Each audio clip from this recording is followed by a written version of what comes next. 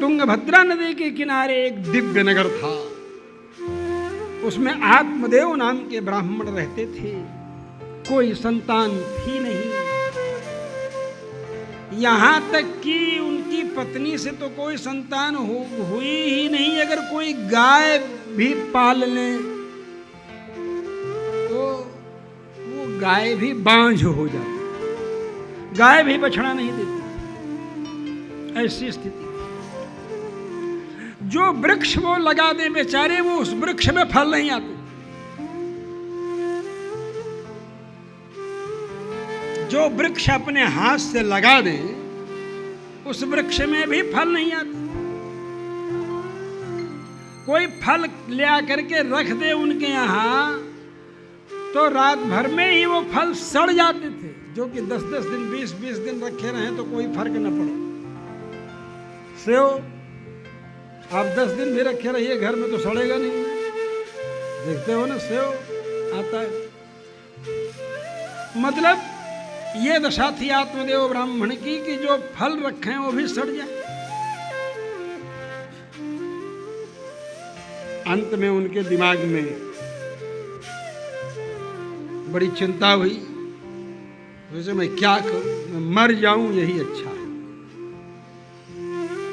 वहां से निकल गए, सोचे आज मर जाए। वन में एक घनघोर वन में पहुंचे। वहां सोचे कि अब यही प्राण त्याग दे। तब तक उनको एक त्रिदंडी सन्यासी स्वामी जी महाराज जाते हुए दिखे। सोचे तो त्रिदंडी सन्यासी महापुरुष है। त्रिदंडी सन्यासी महापुरुष के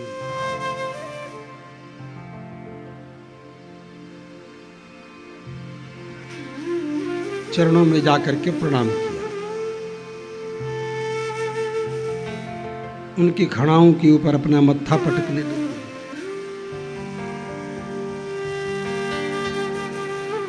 खड़ाओं पर अपना मत्था पटकते हुए बोले, महाराज मैं मर जाऊंगा। सन्यासी ने सोचा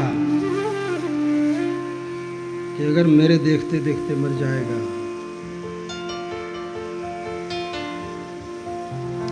तो फिर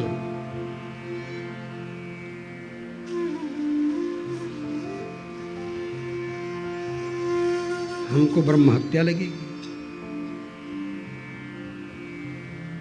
और जब हमको ब्रह्म हत्या लगेगी बहुत बड़ा अपराध हो जाएगा।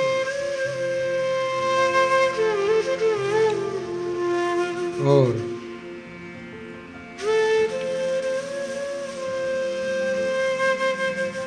मैं क्या करूं कि अगर ये मर जाएगा तो हम ब्रह्म हत्या के पाप से युक्त हो जाएंगे। सन्यासी को बड़ी चिंता हुई। आत्मदेव ब्राह्मण से सन्यासी ने कहा कि भाई देखो,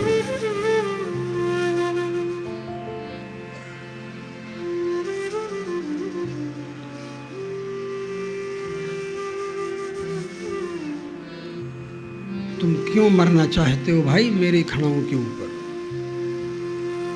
क्यों मरना चाहते हो मेरी खड़ाओं के ऊपर? आत्मदेव ने कहा, प्रभु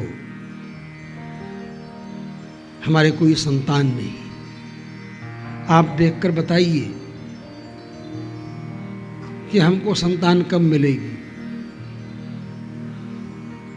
उन्होंने कहा, तुम्हारे मत्थे में लिखे हुए सारे अक्षरों को मैंने पढ़ लिया है और मैंने ये पढ़ा है कि 7 जन्म तक तुम्हारे जीवन में संतान का मुख देखने का योग नहीं है। 7 जन्म तक तुमको कोई पुत्र नहीं होगा। 7 जन्मावधि तब पुत्रो नैव च नैव च। 7 जन्म तक तुम्हें कोई संतान नहीं है, नहीं है। अच्छा,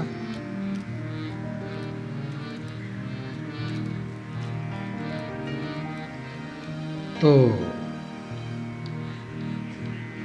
कोई संतान नहीं है तुमको 7 जन्म तक।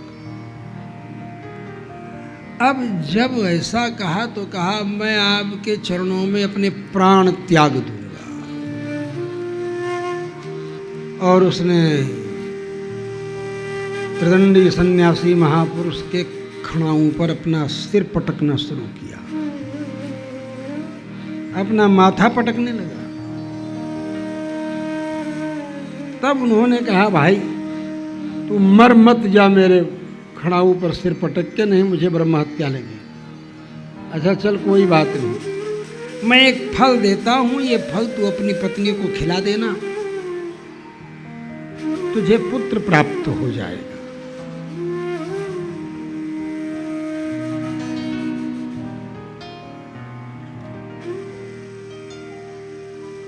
वो फल लेकर के आए, अपनी पत्नी को दिए। अब अपनी पत्नी को खिला देना ये कहा था ना, मैंने पत्नी के द्वारा भक्षण करो, इदम भक्षय पत्न्या में, मैंने पत्नी के मुख से भक्षण करो, मैंने पत्नी को खिलाओ। अब वो पत्नी के हाथ में दे दिए। जब पत्नी के हाथ में दे दिए तो पत्नी ने विचार मन में किया कि राम राम, मैं इस फल को खाऊंगी तो मेरा गर्भ रह जाएगा, पेट बढ़ जाएगा, भोजन कम हो जाएगा, और कहीं दंगा भड़क गया शहर में तो मैं भाग भी नहीं पाऊंगी। हो?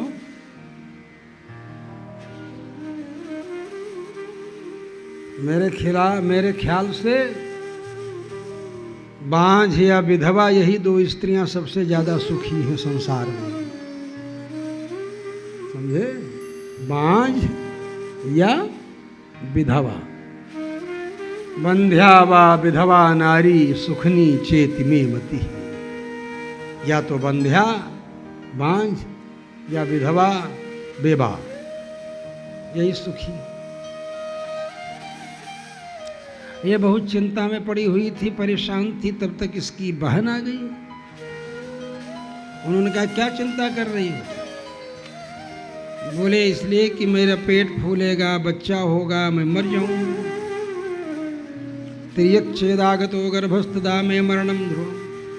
लड़का अगर टेढ़ा पैदा हो गया तो मैं मर जाऊंगा। बोले तुमको चिंता करने क्या बात है, हमको तो बच्चा होने वाला है, और मैं अपना बच्चा तुमको दे दूंगी, और दूध आकर के पिला जाया करूंगी। तुम कह देना मेरे दूध नहीं होता है, और मैं दुनिया कह दूंगी कि मेरा बच्चा मर गया, खराब हो गया, अब ना बच्चा मैं तुमको दे दूंगी। ऐसा दोनों मिल करके योजना बना ली। लड़का हुआ आकर के दीदी बोले तुम्हारे पास बहुत पैसा वैसा है, धन खूब है तुम्हारे पास, तो हमारे पति देव को धन दे देना।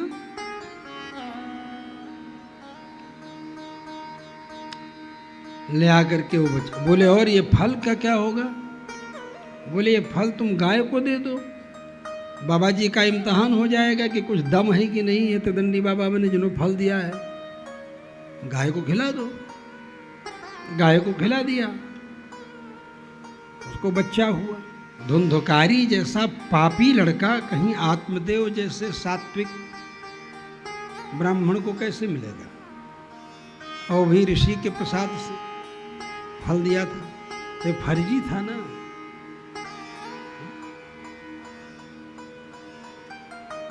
और ऐसा षड्यंत्र तिरिया चरित्र कि आत्मदेव ब्राह्मण बेचारे मर गए, लेकिन उनको ये नहीं पता चल पाया कि धुंधकारी मेरा बच्चा नहीं। और उस फल के द्वारा गाय ने बालक को जन्म दिया। सर्वांग सुंदरम बालम निर्मलम कनक प्रभम, सर्वांग सुंदर था, निर्मल था, सुनहला रंग, सुवर्ण के समान रंग था उसका। उसके कान गाय के कान की तरह थे, बाकी बड़ा सुंदर था। गोकर्ण, गोकर्ण, गाय के कान की तरह कान।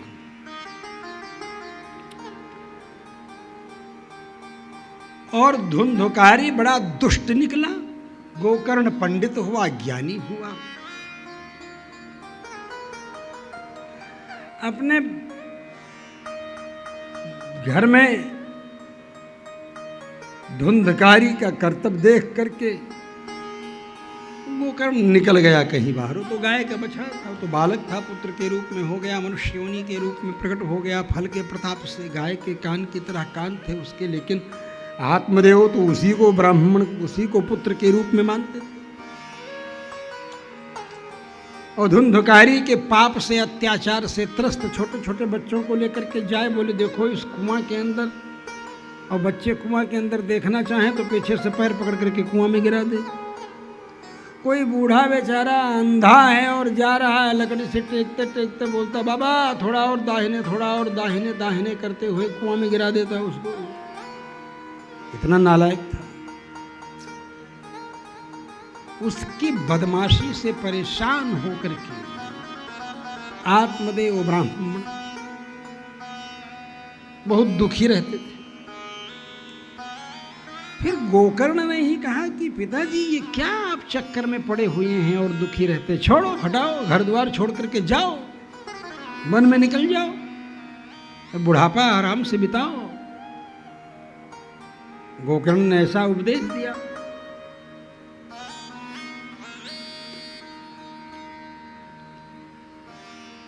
क्या कहा गोकर्ण ने? देहेस्थिमांसरुधिरे भीमतिं त्यजस्व, जायासुतादिषु सदा ममतां विमुञ्च, पश्यानिशं जगदिदं क्षणभङ्गनिष्ठम्, वैराग्यरागरसिको भवभक्तिनिष्ठः।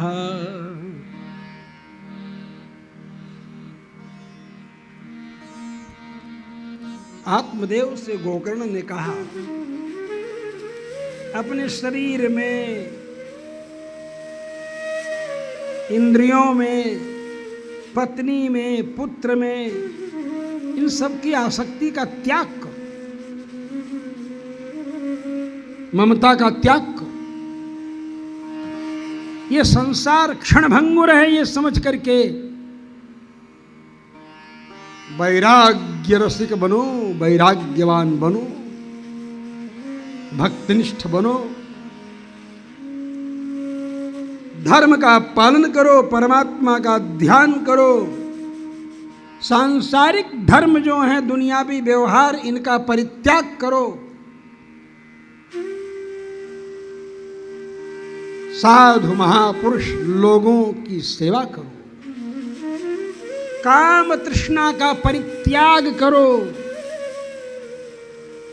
दूसरे के गुण और दोषों को छोड़ करके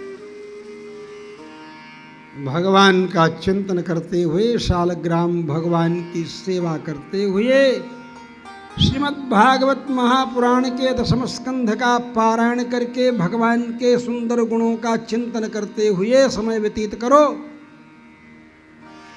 ये बात सुन करके गोकर्ण की आत्मदेव ब्राह्मण घर का प्रस्थान करके चले गए।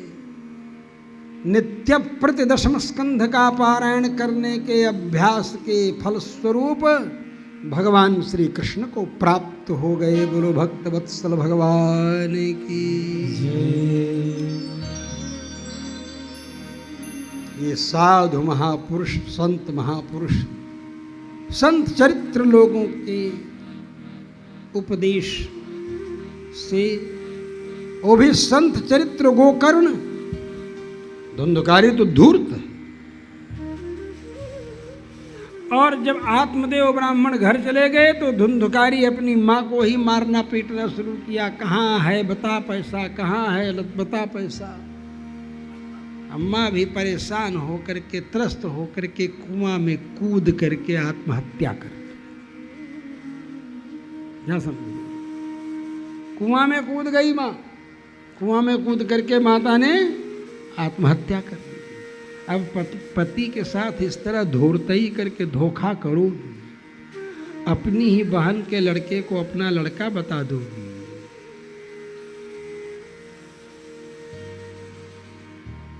और महात्मा की आज्ञा का पालन करके फल का सेवन नहीं करोगी और झूठ बोल दोगी अपने पति से कि हाँ हाँ फल मैंने खा लिया,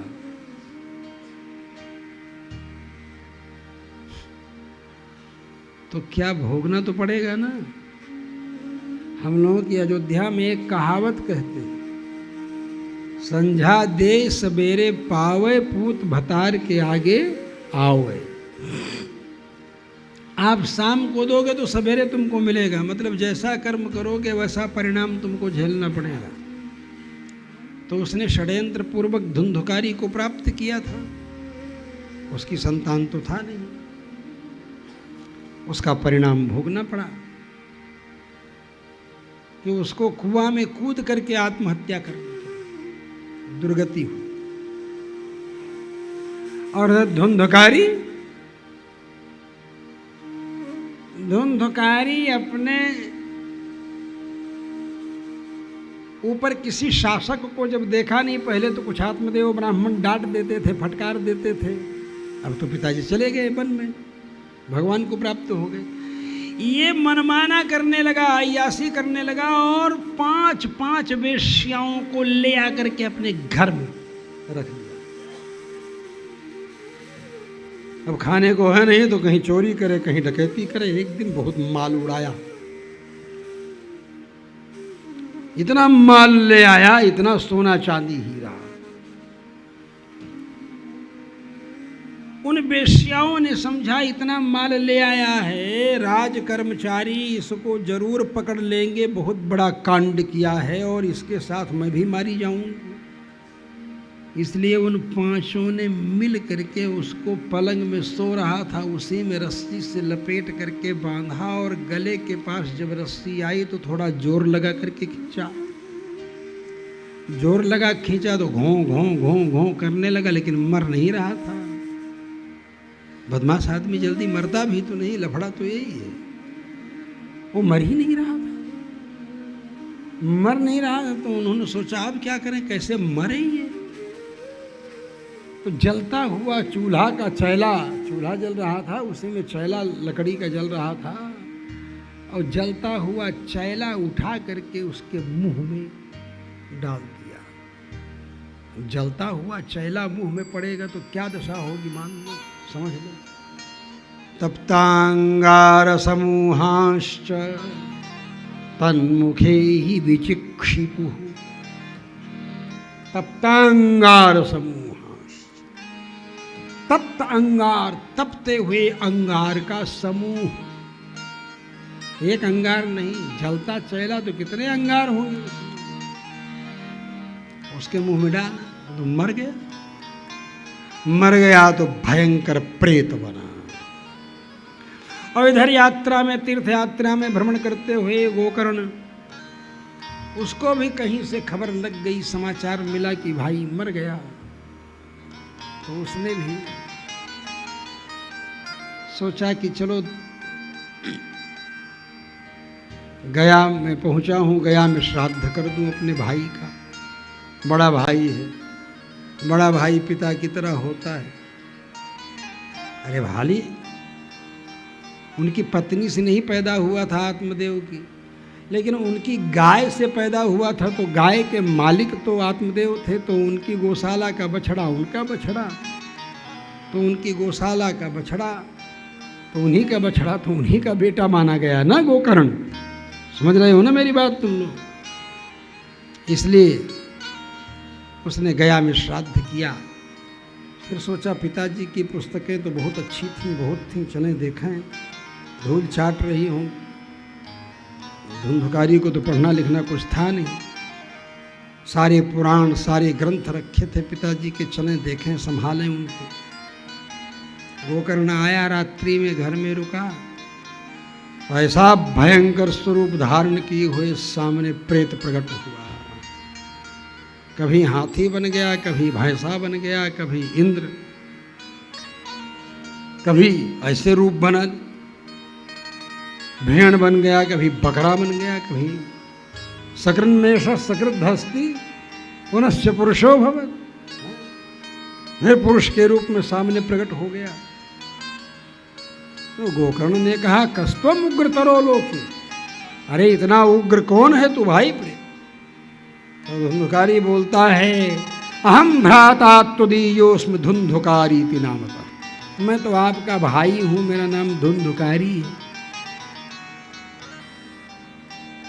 अपने ही पाप से मैंने ब्रह्म तेज नष्ट कर दिया और मैं भयंकर प्रेत बन गया। तब गोकर्ण ने कहा कि तुम्हारे लिए तो मैंने गया श्राद्ध किया। उसने कहा, गया श्राद्ध 100 बार कर लोगे तो भी मेरी मुक्ति होने वाली नहीं, इतने बड़े बड़े पाप हैं हमारे। गया श्राद्ध शतेनापि मुक्तिर्मे न भविष्यति, 100 बार गया श्राद्ध कर लोगे तो भी मुक्ति हमारी होने वाली नहीं। तो क्या करें? अब क्या, अच्छा ठीक है तू जा, मैं विचार करता हूं। वो तो चला गया प्रेत, और ये सोए नहीं फिर गोकर्ण ऋषि। गोकर्ण बेचारे उसी समय बिस्तर पर बैठ गए, पद्मासन लगा करके ध्यान करते। देखिए सूर्योदय होने वाला है, शीघ्रतापूर्वक स्नान आदि कर्म संपन्न किया। सूर्योदय के पहले सूर्यार्घ देकर गायत्री मंत्र जप लिया। गायत्री जपते जपते मध्याह्न हो गया, मध्याह्न संध्या करने लगे। मध्याह्न संध्या में सूर्य का उपस्थान किया, बिभ्राट बृहत् बद सौम्यम मध्वायुर्यथा। अब मध्याह्न संध्या का उपस्थान करते करते सूर्य नारायण पर त्राटक लगा दिया और सूर्य की किरणों के माध्यम से सूर्य से संवाद कर दिया। सूर्य नारायण ने साक्षात गोकर्ण से कहा, श्रीमद्भागवतान मुक्ति सप्ताहे वाचनम करो। श्रीमद्भागवत के द्वारा तुम्हारे इस भाई की मुक्ति हो जाएगी। 7 दिन के अंदर श्रीमद्भागवत का पारायण करो। गोकर्ण जी ने श्रीमद्भागवत के लिए लोगों को सूचना दी, पारायण होगा, कथा होगी। एक हरे रंग का बांस, हरा हरा बांस, हरे रंग का माने कच्चा, 7 गांठ के बांस में धुंधुकारी का आवाहन कर दिया। पहले दिन की कथा जब हुई, पूर्ण हुआ पारायण, तो चटाक की आवाज हुई, पहली गांठ फट गई। दूसरे दिन दूसरी गांठ, तीसरे दिन तीसरी गांठ, 7वें दिन 7वीं गांठ जब फटी, तब देखा सामने दिव्य विमान पर जाने के लिए तैयार, पीतांबर वस्त्र धारण किए हुए, मुकुट धारण किए हुए, दिव्य मालाएं पहने हुए, सुंदर स्वरूप देवता के समान। धुंधुकारी ने कहा, मुझे मुक्त कर दिया तुमने, बहुत बड़ी कृपा की, मुक्त कर दिया। और दिव्य विमान आ गया। वो विमान वर्मारूह्य, उस श्रेष्ठ विमान में प्रवेश करके वो जाने वाला था। तब तक गोकर्ण ने विमान को रुकने के लिए कहा, रुको। वैमानिक पायलट वैमानिक को कहा है, भाई रोको विमान थोड़ा मेरे लिए। बोले क्या बात है? बोले मुझे कुछ पूछना है। बोले क्या पूछना है? बोले कि ये फल का भेद कैसे हुआ? कल को हमें लोग बदनाम करेंगे, भाईवाद भतीजावाद का शिकार बनाएंगे, हमको कहेंगे अपने भाई को तो इस हिसाब से कथा सुनाया कि उसकी मुक्ति हो गई, और हम लोग भी तो कथा सुने थे। हम लोगों की मुक्ति क्यों नहीं हुई? हम लोगों के लिए विमान क्यों नहीं आया? धुंधकारी के लिए ही विमान क्यों आया? कल को हमारे ऊपर लोग आक्षेप करेंगे। गोकर्ण ने कहा, ये बताओ पहले कि धुंधकारी के लिए विमान आया और ये सब कथा सुनने वाले इनके लिए विमान क्यों नहीं आया? तो वैमानिक ने कहा, पायलट जिसको आप कहते हैं, विमान को लेकर के जो आया था, उसने कहा सुने तो सब लोग, लेकिन कोई उसका मनन नहीं किया, चिंतन नहीं किया। सुन रहे थे कथा और सोच रहे थे अभी जाना है, अभी तो 5:30 बज गया है, अब जल्दी निकल लें। कुछ लोग ये सोच रहे हैं तो कुछ लोग बाहर लास्ट में निकलेंगे तो भीड़ हो जाएगी, अभी ही निकल लो। कुछ ये सोच रहे थे कथा सुनने में कि जल जलपान का कोई बढ़िया अच्छा तगड़ा इंतजाम किया नहीं है, क्या कथा कर रहे हैं। कोई कथा सुनते समय सोच रहा है ये बाबा जी कथा सुना रहे हैं, कोई भजन वजन तो बीच में गा नहीं रहे हैं। हाँ, भजन वजन गावें, थोड़ा नचावें, अपने भी खड़े होके नाचने लग जाएं। भाई कथा तो यही अच्छी होती है। इन लोगों को तो छूट दे देते हैं, भाई थोड़ा भजन गा लीजिए मजे से, आनंद। हाँ, हो जाए इन लोगों की भी मस्ती से। तब उसने कहा कि श्रवणम तो कृतम सर्वैर न तथा मननम कृतम। बोले अच्छा। अब सभी श्रोताओं से कहा तुम लोगों ने मनन नहीं किया, सुने तो। तब बोले ठीक है, अब फिर से कथा का आयोजन करेंगे। फिर से कथा का आयोजन किया, फिर सब लोगों ने श्रवण करना प्रारंभ किया, फिर मन लगा करके सुने। तो अयोध्यावासिन सर्वे यथा रामेण संगताः, जैसे अयोध्यावासी लोग राम जी के साथ सब चले गए, वैसे ही जितने कथा सुनने वाले थे उतने विमान आए और सब लोग विमान पर बैठ करके भगवान के दिव्य धाम में गए। ऐसी ये श्रीमद् भागवत महापुराण की अद्भुत कथा है।